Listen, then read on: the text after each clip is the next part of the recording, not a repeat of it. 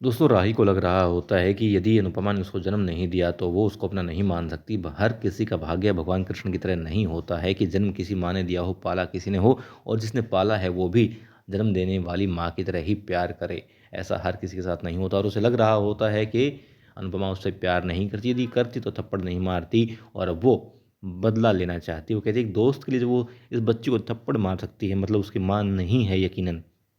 और वो कहती है कि वो एक, जी हाँ, रेस्टोरेंट खोलेगी और टक्कर देगी पूरी तरीके से अनुपमा के रेस्टोरेंट को, अनुपमा के काम को, अनुपमा के वजूद को। अनुपमा दिग्विजय से कह रही होती है कि उसे हर कोई बुरा मान रहा है, सबको लगता है कि अनुपमा बदल चुकी है, लेकिन वो बदली नहीं है। और वो सबूत देते देते सबको समझाते समझाते थक भी चुकी, लेकिन कहती है कि राही को तो वो जो उसने अनुपमा ने और परवरिश की है, अनुज ने उसकी, उस परवरिश के नाते उसे समझा करके ही रहेगी, और वो एहसास करवा देगी कि राही की गलती थी, राही को। और वहाँ श्रुति, और दोस्तों श्रुति देख करके ये सब बहुत खुश हो रही होती है। उसे लगता है कि हाँ, अब वो अनुपमा को तोड़ पाएगी और राही को अपना बना लेगी। जो अनुपमा के लिए अनुज ने छोड़ा था श्रुति को, तो वो उसका बदला ले पाएगी, और राही और प्रेम के साथ मिलकर के फिर से नया जीवन, नया घर संसार बसा पाएगी। और राही जैसा चाहती है वैसा ही श्रुति करना चाहती है, उसके लिए खूब सारे रेस्टोरेंट खोल देगी उसे लगता है। और फिर वो सपना देखती है, कहती है कि हाँ मज़ा आ जाएगा। अनुपमा गिड़गिड़ाएगी, रोएगी, चिल्लाएगी, और वो श्रुति के साथ खुश रहेगी राही। और वहाँ अनुपमा खुद के लिए, खुद के परिवार के लिए प्रार्थना कर रही होती है, और कोठारी परिवार भी प्रार्थना कर रहा होता है, और सब चाहते हैं सब जल्दी से ठीक हो जाए। मगर राही श्रुति से बहुत जल्दी करने के लिए कह रही होती, कहती जल्दी से जगह दिखाओ जहाँ रेस्टोरेंट खोलना है, चलो मुझे वहाँ लेकर के चलो। राजा राही को जाने के लिए कहता है और कहता प्रांशी का ख्याल वो रख लेगा। मीता कहती है क्या डायपर भी बदल देगा राजा? तो राजा कहता है कि हाँ, यदि गंदे हो जाएंगे तो डायपर वो बदल ही देगा और उसका पूरा ख्याल रखेगा, चिंता मत करो। और मीता को, राजा को ऑफिस जाने के लिए कहती है। अनिल कहता है कि यदि एक दिन राजा ऑफिस नहीं जाएगा तो कुछ भी फर्क नहीं पड़ेगा। हर एक आम परिवार की तरह कोठारी परिवार भी परी और राजा के बच्चे की योजना बना रहा होता है, और परी से कहते हैं कि बच्चा प्लान कर लो अब तो।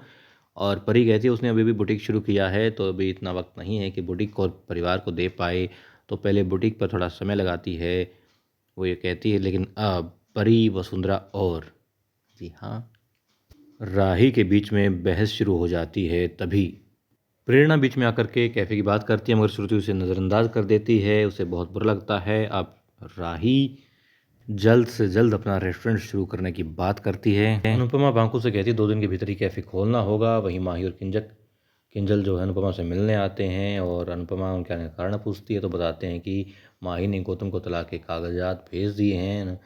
अब वसुंधरा कहती है कि अनुपमा ने तलाक के कागजात भेजे हैं क्योंकि माही ने खुद ऐसा करने की हिम्मत नहीं जुटाई थी, नहीं है उसके अंदर इतनी हिम्मत। गौतम कागजात देखकर हैरान रह जाता है, और अनुपमा को जैसे पहले भी एहसास था कि कागजात के लिए उसे ही दोषी ठहराया जाएगा। माही को चिंता होती है कि अनुपमा को बेवजह इस मामले में घसीटा जाएगा।